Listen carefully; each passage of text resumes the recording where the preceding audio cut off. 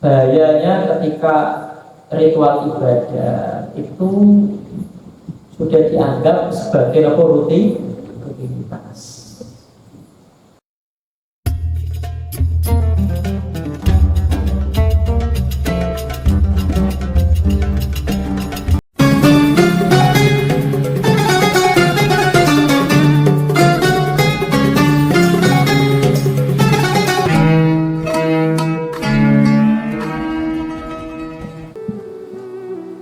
Al-Fatihah.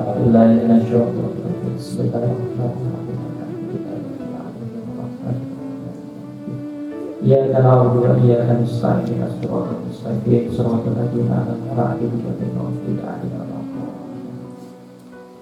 Bismillahirrahmanirrahim. Qala al-mu'allif rahimallahu wa nafa'ana bi wa bi ulumi kitabih amin. Atarhibu min qadil ilmi wa min ayya'lama wa la ya'mal. Atarhibu ayada atarhibu ada utawiki atarhibu iku medeni atau mengintimidasi. Min qadil ilmi saking ngumpetake ilmu, menyembunyikan ilmu.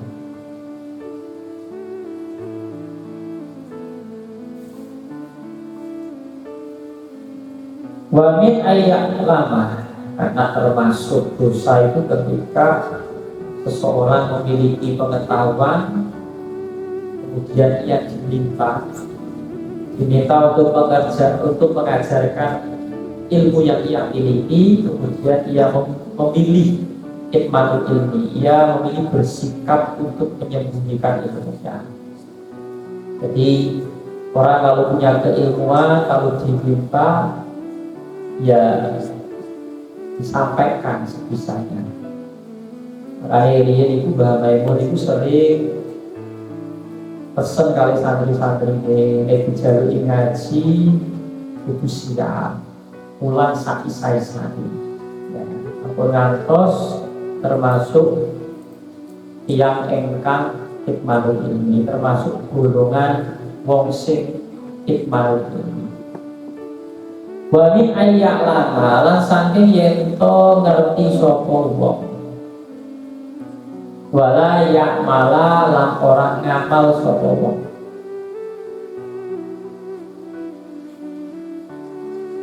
Jadi ini menakut-nakuti orang yang memilih sikap ikmanul ilmi, dia memiliki ilmu tapi tidak mau mengajarkannya. Dan juga menakut-nakuti orang yang memiliki ilmu tapi tidak diamalkan. Karena memang al-amalu samrotul ilmi, amal itu buahnya ilmu. Jadi ilmu itu akan terasa betul ketika diamalkan. Tapi meskipun demikian, ketika ada orang memiliki ilmu, memiliki pengetahuan, kok belum bisa mengamalkan, itu yang memiliki satu keistimewaan tersendiri. Jadi wong duwe ilmu iki wis mulya. Ya, makanya ketika dikatakan Nabi al-alim habibullah walau kana fasikon. Wong alim niku kekasih Gusti Allah. Meskipun wong fasik, ya rada dosa-dosa barang dilakoni. Tapi selagi dia alim habibullah. Wal jahil adullah walau kana abidan. Wong bodoh ini termasuk musuh Gusti Allah. Ya wong bodoh itu musuh Gusti Allah meskipun ahli ibadah. Karena kaplai wong bodoh, sejenenge wong bodoh ya ibadah lah kadarnya. Tidak memperhatikan syarat rukunnya, pokoknya yang penting ibadah. Sholat harus penting jemulat-jemulit, ibu rukunnya paham murah, syaratnya ngerti murah, itu nek wong bodoh. Makanya wong alim itu ya punya satu keistimewaan tersendiri. Allah Ta'ala innal ladzina yaktumuna ma anzalallahu minal kitabi wa yashtaruna bihi samanan qalila Ulaika ma ya'kuluna fi butuni ilan nar wa la yukallimuhumullahu yawmal qiyamati wa la yuzakkihim wa lahum adzabun alim. Qala dawu Allah subhanahu Allah ta'ala, innal ladina yaktumuna ma anzalallah. Innal ladina sak temene wong akeh yaktumuna kang padha ngumpetake sapa alladina. Ini yang dimaksud alladina itu ulama Yahudi, ulama wong Yahudi. Karena ulama wong Yahudi itu dia membaca Taurat, dia menemukan sifat-sifatnya Kanjeng Nabi di dalam kitab Taurat, tapi ia memilih untuk menyembunyikannya. Jadi ulama-ulama Yahudi itu tahu, sebenarnya tahu sifat-sifat Nabi akhir zaman. Nabi Muhammad itu sifatnya seperti ini, tapi sengaja disembunyikan. Ma'ing perkor anzala, ma ini isinya tadi ya, dilihat dari tafsirnya, ma itu naktu Muhammadin, sifatnya Kanjeng Nabi Muhammad itu diantara yang disembunyikan oleh mereka. Anzala kang nurunake Allah sinten Allah minal kitabi saking kitab. Jadi ulama wong Yahudi niku ketika ada ayat-ayat dan ada ayat-ayat ya mereka itu merasa cocok sesuai dengan kepentingannya ya disampaikan.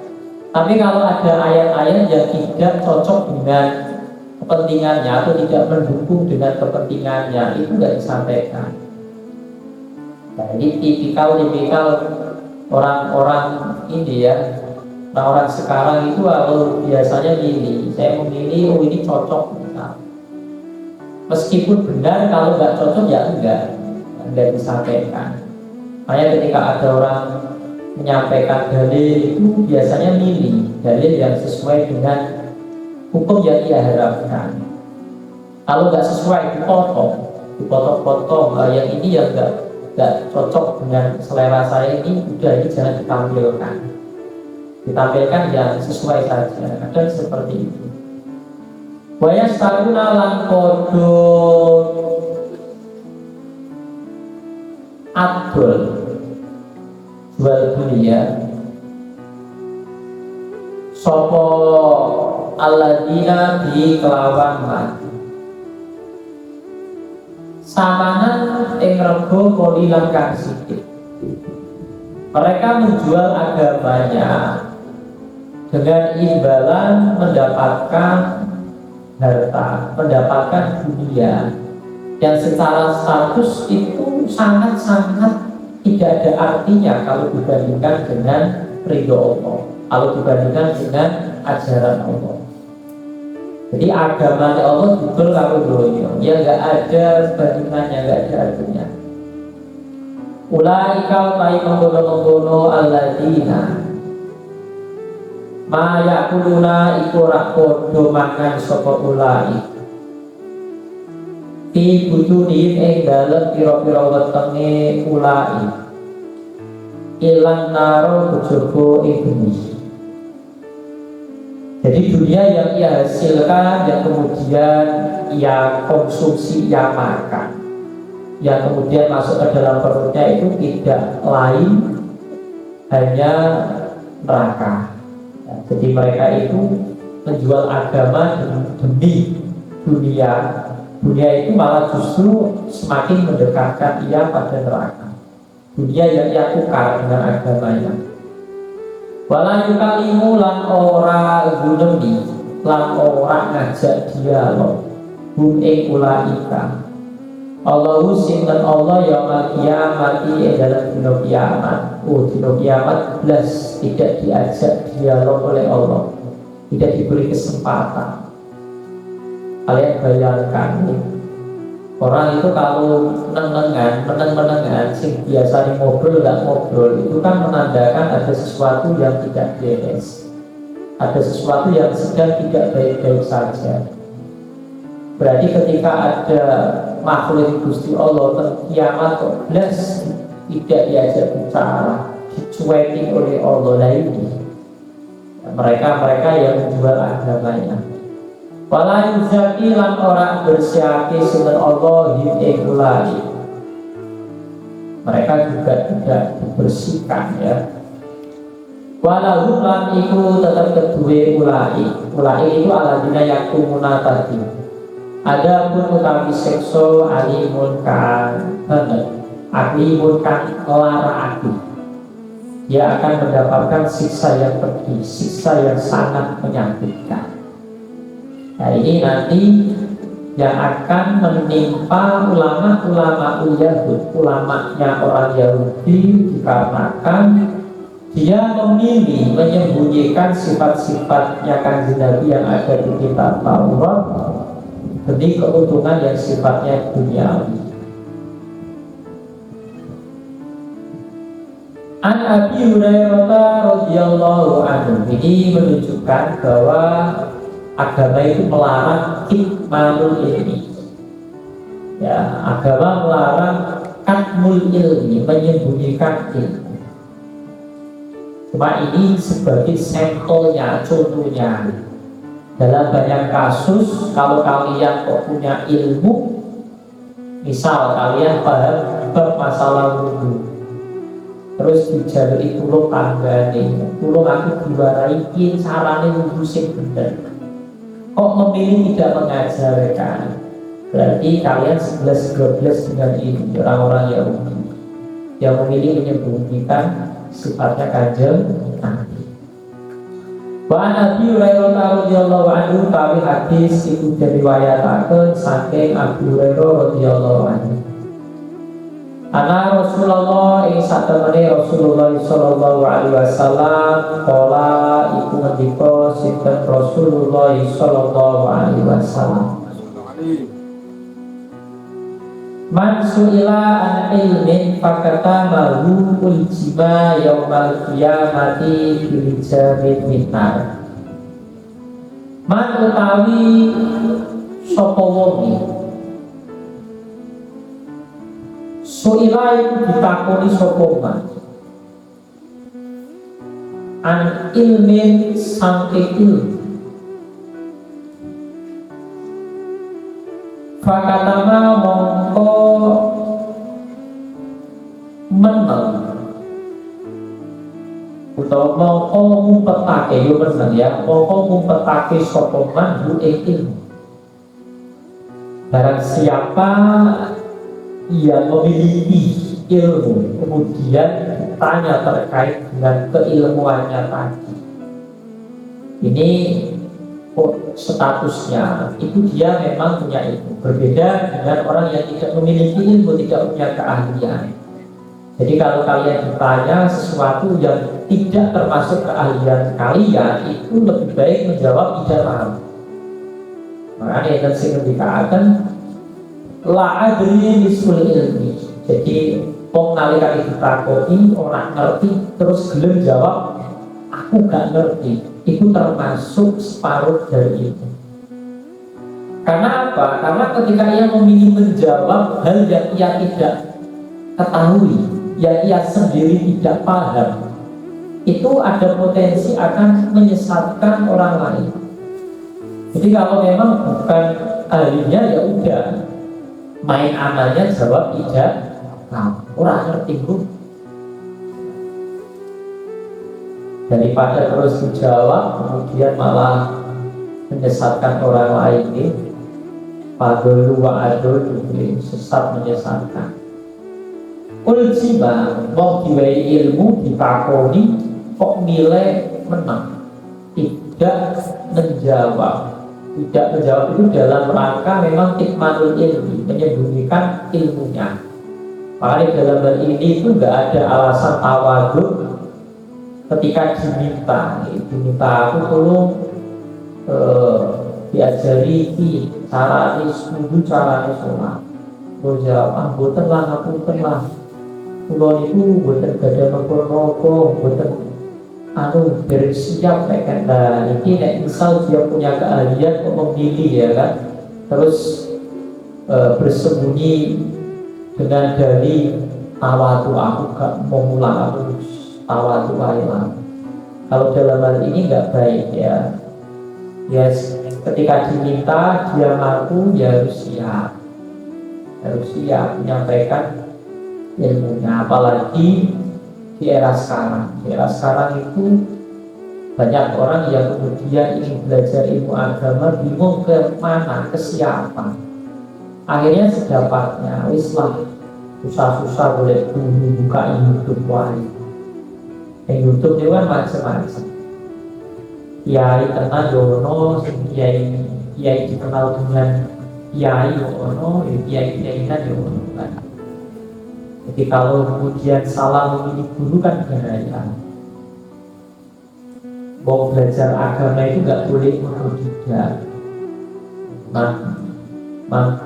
Apa namanya? Ta'allama bi ghairi syai'in fa syai'u syai'un.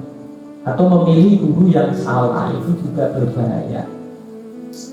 Uljima mongko ditaleni sopoman yaumal kiamati endal dino kiamat bilejami kelawan tali ditekan tidak bisa gerak. Dan ternyata tali yang untuk mengikat itu minarin saking geni. Jadi dia akan diikat menggunakan tali yang terbuat dari api. Maknanya nopo? Maknanya yo niki tali-tali terkontrol. Nah ini sebagai balasan bagi orang yang memilih untuk takmil ilmi, memilih untuk kitmanul ilmi. Akhraja riwayatakan ilmu niku makanya gitu. Kata yang niku doleh kalau awal itu ya, doliman binafsi doleh dengan dirinya sendiri. Siapa itu? Orang yang ketika diberi ilmu kayak santri misalnya, santri yang pondok ngaji terus nalikan wis ning omah terus ora gelem pulang mutola ayo ora gelem ngamal ke ilmu ini ora. Ini termasuk musim dolim binafsi. Dia dolim terhadap dirinya sendiri. Itu ya, orang yang diberi keilmuan memilih tidak mengajarkan ilmunya atau mengamalkan ilmunya. Maka isa-isa ini mulang itu diniati yang tolakan, diniati dan orang dolim kalau Allah itu. Kayak syukur-syukur di amal, mau zakati ilmu itu amal. Berarti nek boleh diamalkan kan berarti ilmu ini burung dizakat. Akhraja riwayatake hadis Abu Dawud sinten Imam Abu Dawud wa Tirmidzi lan Imam Tirmidzi. Wa ghairu ma lan yani Abu Dawud lan Tirmidzi. Ya di sini di Sunan Tirmidzi ada, di Sunan Abu Dawud juga ada.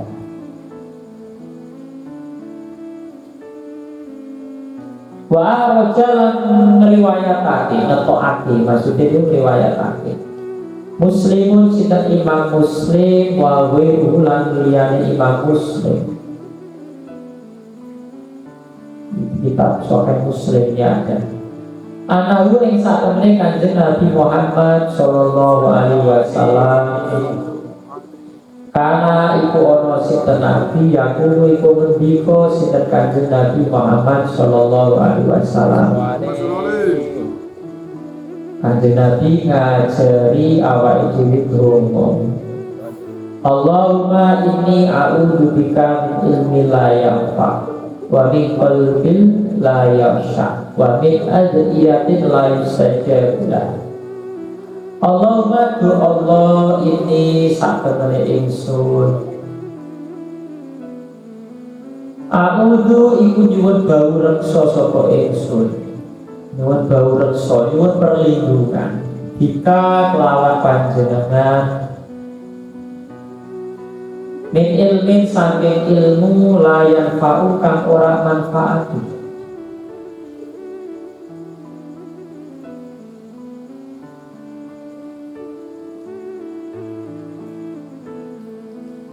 Jadi Kanjeng Nabi ngajari awake dhewe kudu sering donga-donga ojo sampai ilmu sing dititipaken maring awake dhewe itu tidak bermanfaat.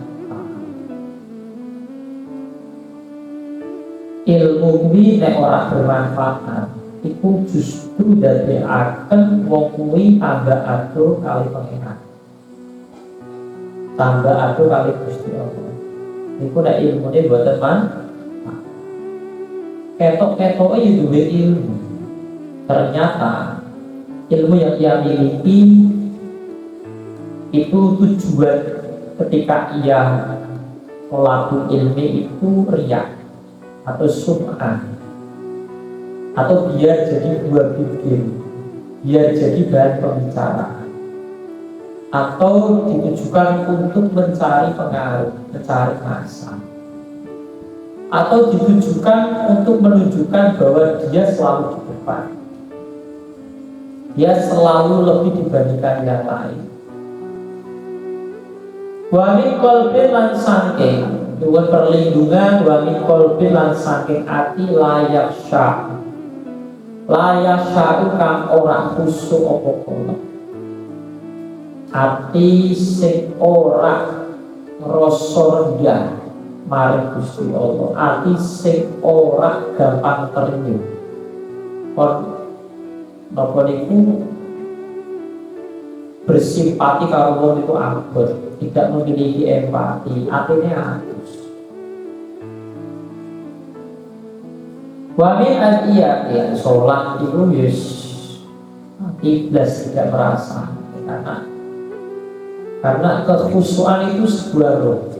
Rukun ibadah itu di hati, kekhusyuan hati. Ya kadang seseorang itu mulai kehilangan ruh dalam beribadah itu gara-gara nganggep nek ibadah yang dilakoni itu sekedar rutinitas. Misal kayak kita sholat maghrib yuk sholat, macam wayai sholat yuk sholat. Hanya sebagai rutinitas yuk wayai sholat yuk sholat. Tapi belas tidak ada ruhnya, tidak ada spiritnya.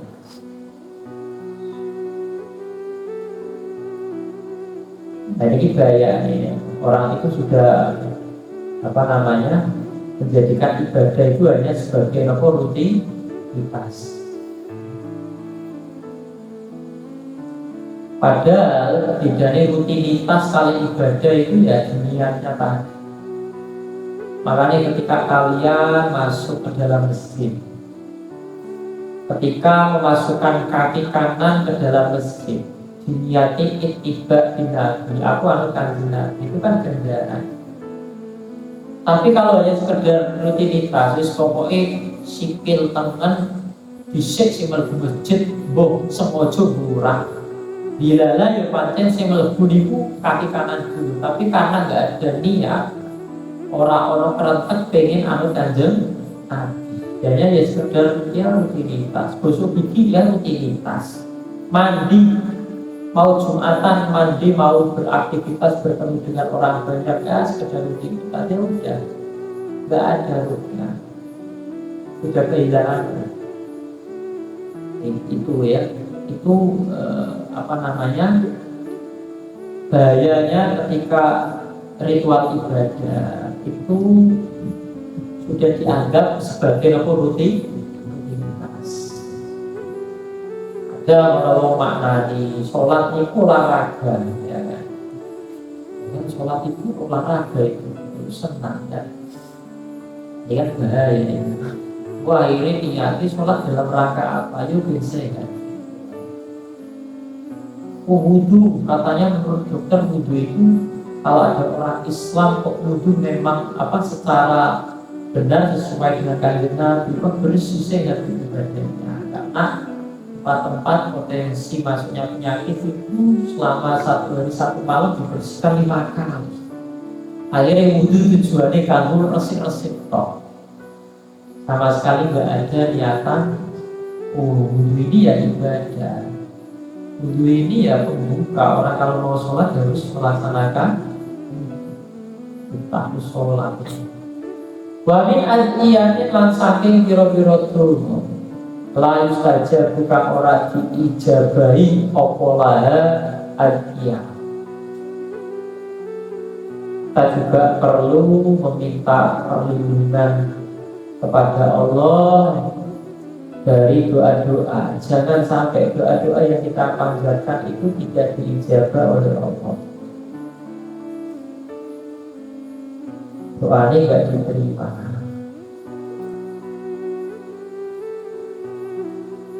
Dan riwayat lain ada wamin nafsin latasbah, dari nafsu yang tidak pernah merasa puas. Rasane kurang wae. Diwai nikmat iki kurang syukur. Karena merasa tidak puas. Ada wong sing ora gelem syukur. Itu awal dari orang yang tidak mengakui keberadaan Tuhan. Jadi juga nikmat belas orang syukur. Itu kan koyo-koyo orang ngadu pangeran. Nganggep koyo pangeran itu gak orang. Diwai nikmat, iso nyawa, iso nafas, iso melaku, iso sehat, iso baik-baik saja. Ibadah ya ibadah, awal enteng dari ibadah. Ini kan syukur ya, kayak orang sudah mulai lupa syukur, itu awal dari orang itu berpotensi menganggap bahwa Allah itu sudah tidak ada. Makanya ancamannya mesti gak belum syukur yuk gede.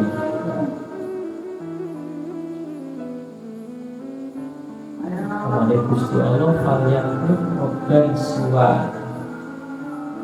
Gue tak nikmat gak belum syukur wis boleh pengeran liyane aku. Itu kan ngeri kan ya. Betul nikmat belas gak syukur, belas gak terima kasih juga sekolah boleh pengaruh sampai jaya. Ya, jadi ini juga bahaya. Nafsu yang tidak pernah merasa apa? Puas. Kalau nafsu itu ya mengikuti, selera itu mengikuti kemampuan dia.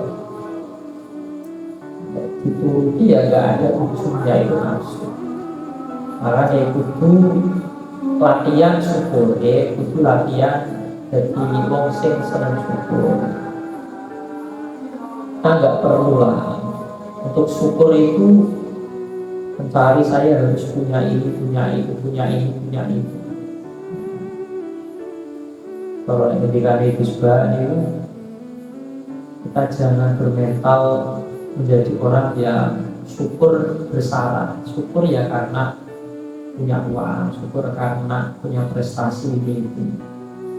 Sudah kita ditakdir Islam, ditakdir isek belum ngaji, isek belum sekolah, itu pun nikmat sing luar biasa, kudu disyukuri. Insyaallah lah, nek wong duwe nikmat, belum syukur mesti ditambahi. Duwe nikmat sithik gak bisa syukur bagaimana kalau dikasih nikmat yang banyak. Ada ketika dikasih Nabi, man lam yashkuril qalil lam yashkuril kasir. Kalau nggak bisa mensyukuri nikmat yang sedikit, bagaimana ia kemudian bisa mensyukuri nikmat yang banyak? Sithik wae gak mampu. Ini itu syukur, itu merasa cukup. Menuruti nafsu tok tidak akan ada kata puas. Atar ribu fi ikrami ahli ilmi wallahu a'lam.